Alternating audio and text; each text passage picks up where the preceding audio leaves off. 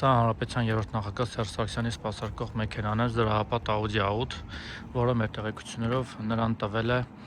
նրա թիմակից խոշոր գործարար Արկադի Համբարձումյանը, Ձերժավայի Արկադը։ Այս մեքենայի մասին Մակարոնյուզը նախկինում էլ էր գրել, որ Սերժ Սարգսյանի սպասարկող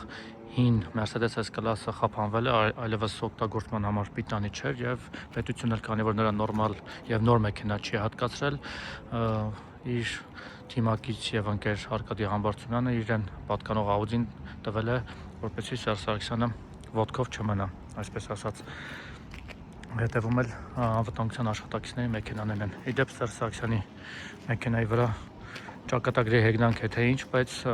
դեռ պահպանվում են ԿՊ սերիայով օպերատիվ պետհամարանիշները։ Այս մեքենայի մասին մամուլում այլ տեղեկություններ էլ հայտնվեցին։ Մենք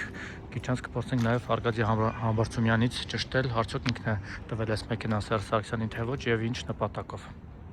Պարոն Համբարձումյան, Սերժ Սարգսյանի սպասարկող մեքենա, որը զրահապատ Audi է, իմ տեղեկությամբ